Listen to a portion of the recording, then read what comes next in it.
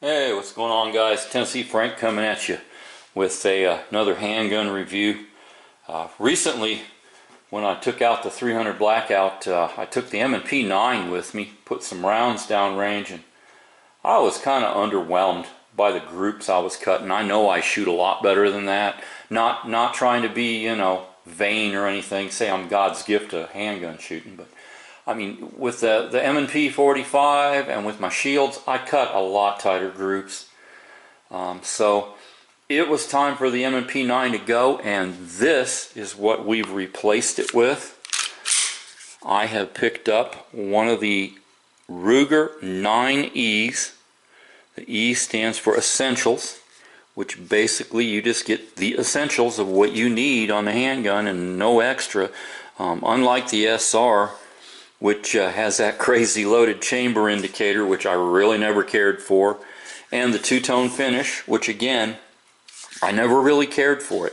I like it just an all-black gun or all FDE or, you know, whatever color. I like it to be all, you know, similar. But you take a look at this guy. It's a very, very good looking gun. The grip, I'm surprised, is so thin. For being a double stack, I mean, you're talking 17-in-1 double stack. Of course, I have this loaded up with my favorite carry load. That's going to be the Team Never Quit. That's the 100 grain frangibles. You get 20 per box. And yeah, I mean, it's just it's so slim. It just feels so good in the hand, especially when you flip this around to where it's flat. I mean, it's very 1911-ish. I know you all know I'm not crazy about 1911s, mainly because cocked and locked. It has nothing to do with the grip. I love the grip on a 1911, but took it out. We ran some rounds downrange, so let's go ahead. We'll roll that in right now, and then we'll get back, take a closer look at those groups, and finish up with our tabletop. Okay, we've moved from the tabletop out to the desert. First 17 rounds, it's going to be my 115 grain hand load. I'm going to put it on the left target, see what kind of accuracy it's going to give, and see what kind of function it's going to do.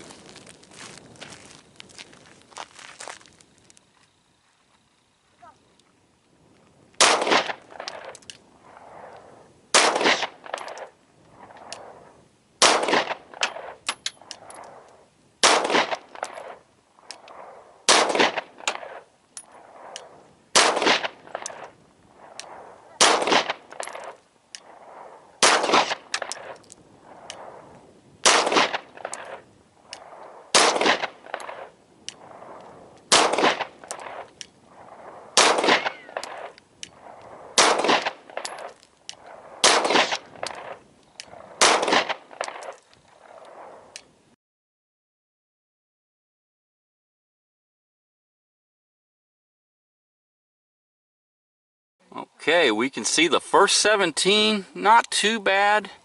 That's with the 115s. We move over to the 124s, and that's a pretty decent group for just the second 17 out of the gun.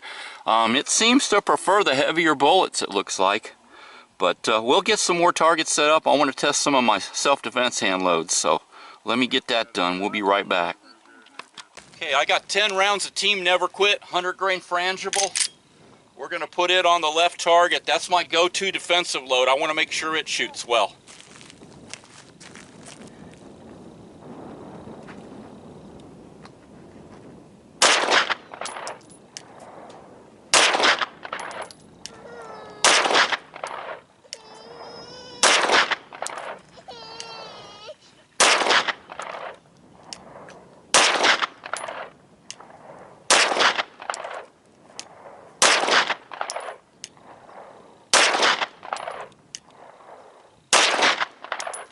Slide lock back, function perfect.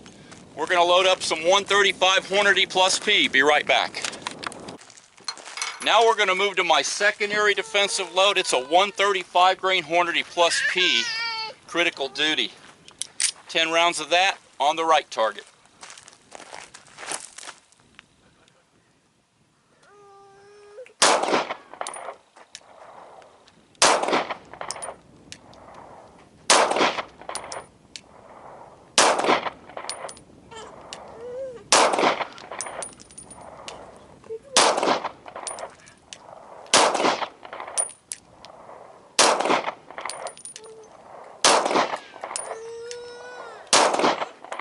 Slide lock back, function 100%. Let's go look at the target. Alright, 100 grain team never quit. Nice little Ken shot group. 135 plus P, equally as good. Yeah, I'd say this thing is cutting groups probably about half the size of that Smith & Wesson M&P I had. So I'm happy with this gun. I'll shoot it a little more, but we're going to go ahead and get back to the tabletop now. Alright, like you saw, it shot pretty good. Here's the first 17 rounds right out of the gate. That's at 7 paces. That's nothing really to write home about, but for me, getting used to this trigger, I mean, it is kind of a different feeling trigger. And then, I mean, the reset all the way pretty much back out. So it's a long, but it's very crisp. I don't know if you can notice that on camera, but it's just, you hit that wall and then it's crisp. It's a really, I think, a good trigger. One thing I don't really care for is the safety. I honestly don't think it's needed on a modern striker fire handgun, but it is small enough and out of the way. I mean, it's not even close to my thumb, so it's out of the way enough that it's not going to really be an issue. Unlike the M&Ps, if you look at the M&Ps with the safety, it's a big old goofy looking thing that you get into, you don't even try, and it'll kick on. This, you just leave it off if you don't want it. Ambi magazine release, which I really love, which if you notice, that's why they have the cut here in the front. You can go ahead and drop it on this side, or if you're a lefty, like my son, he's left-handed, drop it on this side, doesn't matter, either hand. Also, ambi safety. Slide drop, which I call it a slide lock. I'm still kind of glockified, I guess. Your slide lock right there is only on one side, but hey, you should be grabbing it and letting it go. You shouldn't be using that anyhow. Sights are just very, very basic 3 dots. I got some night sights on the way. We'll kind of do an update report when I get those. But yeah, first group, you saw it didn't shoot too bad. Went ahead and tried some of my 124 grain Nosler hand loads. And now I'm getting a little bit used to the trigger on the second magazine.